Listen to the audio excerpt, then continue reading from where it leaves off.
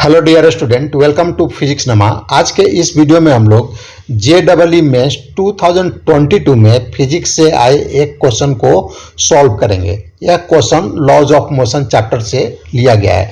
तो आइए क्वेश्चन को देखते हैं और इसको सॉल्व करते हैं।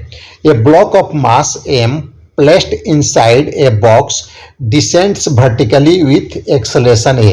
इसमें बोल रहा है कि एक बॉक्स है, उसके अंदर एक ब्लॉक रखा गया है जिसका मास m है और जो बॉक्स है वह डाउनवर्ड डायरेक्शन में, वर्टिकली डाउनवर्ड डायरेक्शन में एक्सेलरेशन a से मूव कर रहा है।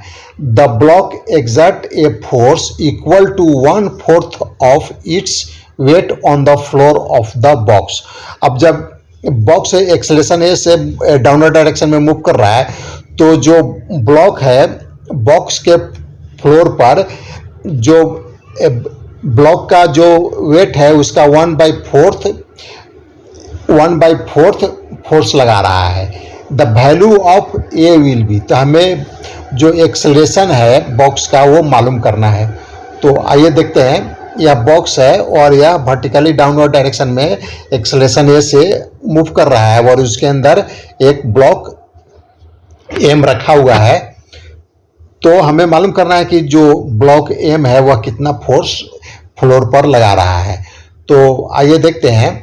अगर मान लेते हैं कि बॉक्स यूनिफॉर्मली मोशन से मूव कर रहा होता या रेस्ट पर होता तो जो ब्लॉक है वह कितना फोर्स फ्लोर पर लगाता, तो वह फोर्स लगाता, उसका जो वेट है वेट हो जाता mg, उसके इक्वल फोर्स लगाता। लेकिन यहाँ पर जो बॉक्स है वह एक्सेलरेशन ए से डाउनवर्ड डायरेक्शन में मूव कर रहा है। तो इसको आइए हम लोग कैसे सॉल्व करेंगे, इसको देखते हैं।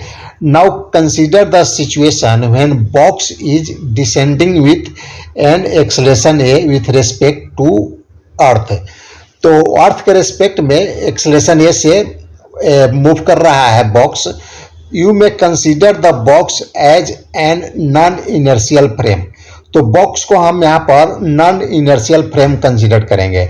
हम लोग ऐसा मानते हैं कि जो अर्थ है वह इनर्शियल फ्रेम है और अर्थ के रेस्पेक्ट में कोई भी अगर ऑब्जेक्ट एक्सेलरेट कर रहा है तो उसके फ्रेम ऑफ रेफरेंस से देखेंगे तो उसको हम लोग नॉन इनर्शियल फ्रेम कंसीडर करेंगे।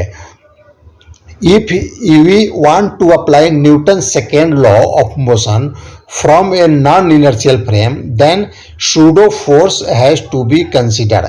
अगर हम न्यूटन्स के सेकेंड लॉ को नॉन इनर्शियल फ्रेम में अप्लाई करेंगे तो हमें एक सूडो फोर्स को कंसीडर करना पड़ेगा, क्योंकि जो न्यूटन्स का सेकेंड लॉ है हम इनर्शियल फ्रेम में ही अप्लाई कर सकते हैं। अगर नॉन इनर्शियल फ्रेम में अप्लाई करेंगे तो हमें सूडो फोर्स को कंसीडर करना पड़ेगा।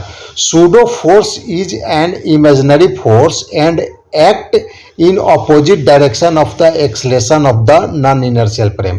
सूडो फोर्स है वह एक इमेजिनरी फोर्स है और इसका जो डायरेक्शन होता है, जो नॉन इनर्शियल फ्रेम का जो एक्सेलरेशन का डायरेक्शन होता है उसके अपोजिट डायरेक्शन में होता है।